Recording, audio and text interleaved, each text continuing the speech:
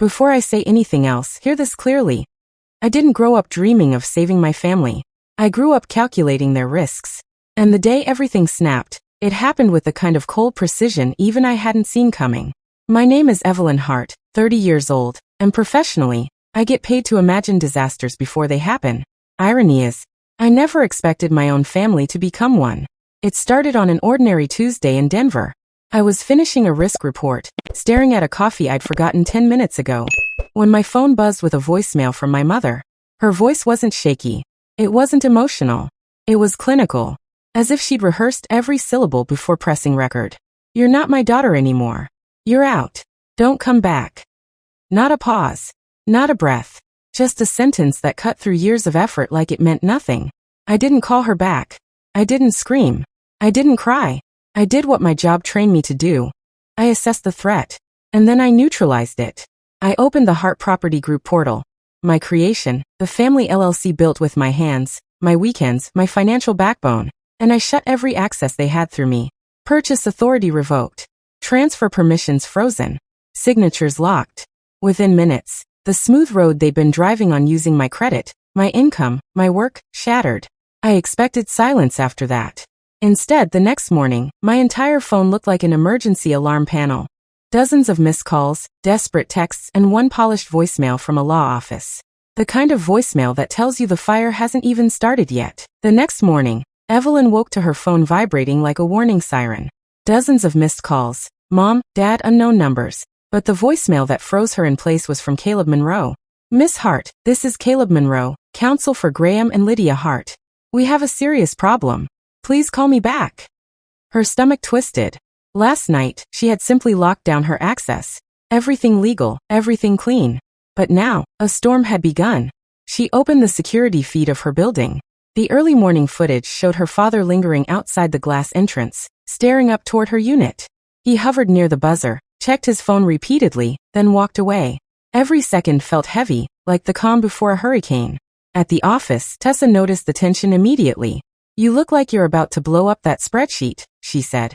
Evelyn replied flatly. Parents said I'm out, so I locked down what's in my name. Tessa's eyes narrowed. Don't move from guilt. Everything becomes a story later.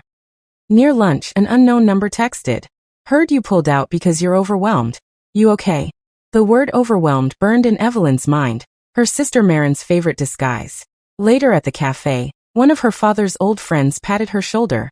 Tough break on the triplex. Your mom and Marin said work got to you. Mentally. Evelyn's anger began to crystallize into calculation. This wasn't just about money or access, it was about control. And she knew exactly who had been spinning the narrative behind the scenes. Marin. Evelyn exhaled, already forming her next move. The confrontation was coming, and she would walk in armed with facts, proof, and timing. That evening, Evelyn walked into the Hart living room with her family risk folder under her arm. Graham and Lydia sat stiff on the sofa, Marin perched on the armchair like a spectator. Facts, Evelyn said, her voice steady, almost cold. No emotions. No assumptions. Marin started. You got overwhelmed. You backed out. Now you're punishing us. Evelyn pressed play on her phone. Mom's own voice echoed. Evelyn, you're not my daughter. You're out. Don't come back. The room fell silent. Mom's eyes darted away. Dad's jaw tightened. Evelyn opened her folder. Timestamps, screenshots, voicemails, camera clips, receipts. Every move recorded, every lie exposed. Dorian Pike's notes were first. Draft documents adding a new managing member. Evelyn's name referenced, no signature. Then Susan's email. Marin telling the real estate agent Evelyn withdrew because of mental health struggles. Evelyn highlighted timestamps. Rideshare receipts proved she had driven alone. There was no conversation. Evelyn said, eyes locked on Marin. You fabricated this. You lied. Dad's voice shook. Did you lie to us? Marin flared. I control everything. I control what I built, Evelyn replied. And you won't touch it again. If you want the LLC and the retirement safe, we lock it tonight. Only Dad and me as managing members.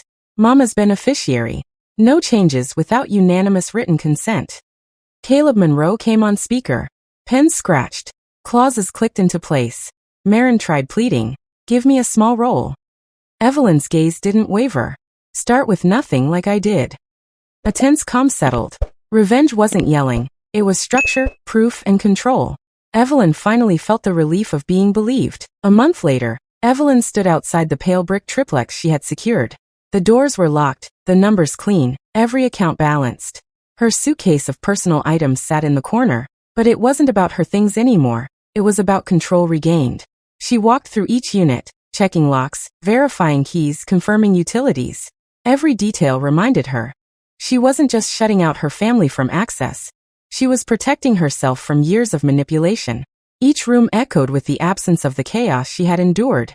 Back at her condo, Evelyn poured coffee and sat at her laptop, watching as email confirmations rolled in. Bank statements, utility updates, LLC approvals, all verified. No one could touch what she had built, and no one could rewrite the story of her labor and loyalty. Then her phone buzzed, a message from Marin. "Evie, I get it. I'll rebuild my trust. Slowly." Evelyn typed back simply. "Start with honesty. Everything else follows." The relief wasn't loud or triumphant. It was quiet, like the settling of a storm. She had exposed deception, asserted boundaries, and regained her autonomy. For the first time, she felt seen. She looked out at the city lights. Silence, order, and freedom, finally hers. But one question lingered. What happens when the people you trust try to rewrite reality again? Stay tuned for the next story, where betrayal hits even closer to home, and the line between family and enemies blurs.